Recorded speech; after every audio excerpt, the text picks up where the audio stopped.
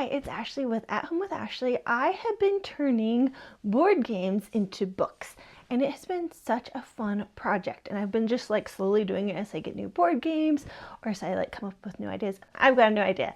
So what I have been using in the past are linen book boxes, and they're expensive. A set of 3 is like 30 bucks. And using the different sizes, like mostly you need the big box. So I have thought of a way to use cardboard boxes that are much more affordable and come in much more sizes, and still have them look like linen.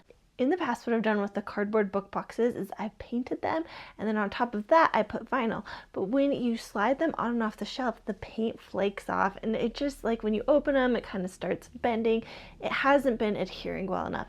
So we are going to take linen and put it over the cardboard book boxes. So we'll be able to save money, be able to use more sizes, and I know people in other countries haven't been able to find the linen book boxes, so this solution is hopefully for them as well. We are going to start by cutting some linen fabric about 2 inches bigger than the book cover dimensions. And to figure that out, I like to use a flexible measuring tape, and you just measure the front, the back, and the spine, add 2 inches to the top and the side, cut that out.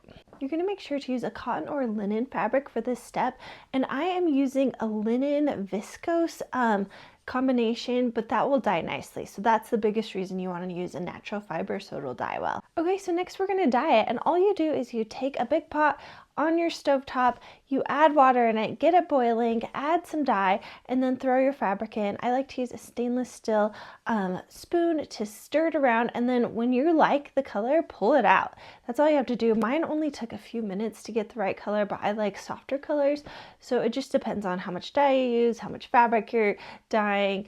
And so just look at it and then rinse it in some cold water, and you're going to rinse it until the water runs clear so that dye is not coming out of it. And with normal fabric, once you dye it, you want to wash it, but because we're just putting ours on a book, I just threw mine in the dryer. And as a note, the other method of making board game book boxes, you have to dye the book box over the stove with a brush, and that takes a while. So this was much faster, and drying was really quick. So it was fun because I could just quickly move from this step to the next one, and this was fast. Next, iron the fabric to remove any wrinkles. Once it's nice and ironed, you're going to trim the fabric so it's 1 inch bigger than the book box.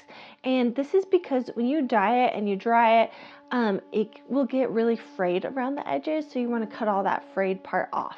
Okay, we are going to use some heat and bond, and this is what's going to stabilize the fabric. So you're going to cut that a 1/2 inch bigger than the book box. This material is what's going to prevent the glue from seeping through the fabric when you attach it to the cardboard book box. Okay, so you're going to set your iron to medium heat, and then you're going to iron the heat and bond to the wrong side of your fabric. Mine doesn't really have a right or wrong side, but if yours does, put it on the wrong side. And once that's cooled down, you can pull the backing off the heat and bond. Then you're going to cut a piece of tissue paper, and you're going to make it about the same size as the heat and bond or a little bit bigger. Iron the tissue paper onto the heat and bond on medium heat.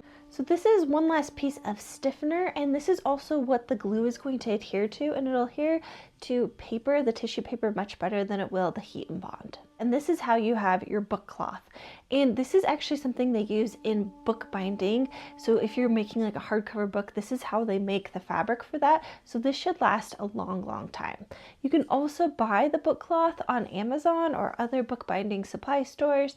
So I can link some in the description if you just want to skip this whole step and buy it. And now the step that I am most nervous for, gluing on the book cloth to the book box.